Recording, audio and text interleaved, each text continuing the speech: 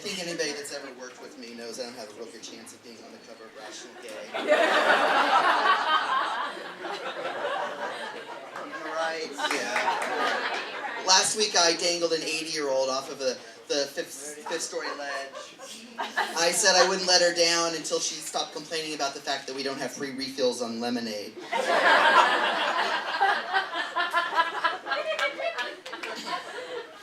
You never forget your first, fag hag. No, I know. I hate that phrase, but leave it to the gays to come up with the perfect phrase that's a really horrible phrase. But her name was Michelle, 1L, that's for you, Tim Coyne. Thank you.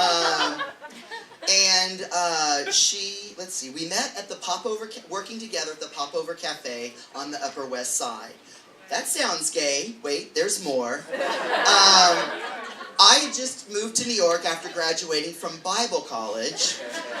She had just graduated from AMDA, which is, if I can remember, does anybody know AMDA? Exactly. American Music and Dramatic Art, whatever. That place. Marissa Jarrett Winokur, who won that Tony for Hairspray, she went there. Gretchen Mall, who got somebody fired from Vanity Fair for putting her on the cover. Tyne Daly, who was either Cagney or Lacey, nobody really knows which. All of them graduated from AMDA, and as soon as they became famous, they all took AMDA off their resume. That's a fact.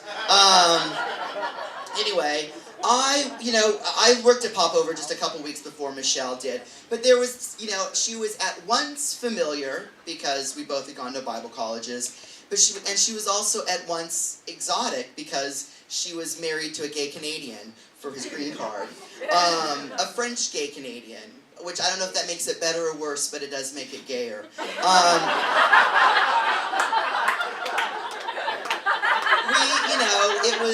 It was instantaneous. We bonded over a mutual love of Amy Grant and Andrea McCardle, and a friendship was born. She was one of the first people that I came out to, and she took it a lot better than those friends from Bible college. In fact, she was kind of pissed that I told another friend of ours, Sandy Winner, she was kind of pissed that I told her before I told Michelle, which was my first lesson in the possessiveness of straight men for their gay best friends. It was a lesson I learned to this day.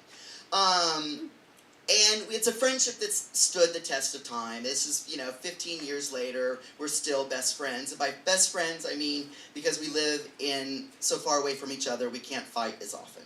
A couple months ago, I was in New York City. I was visiting New York, but also to visit Michelle. And one night she was like, "What do you want to do tonight?" And I said, "I want to go to a piano bar." And because piano bars are like the only place where anybody ever flirts with me anymore. That's not even a joke. That's just a true sentence, But also, I've always...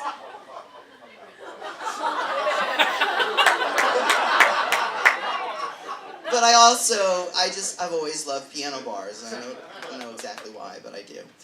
And so, on a Friday night after we ate at Mary Ann's on 16th and 8th, and you know what? Thank you, Mary Ann, for not changing one bit in the last 15 years since I left New York, okay?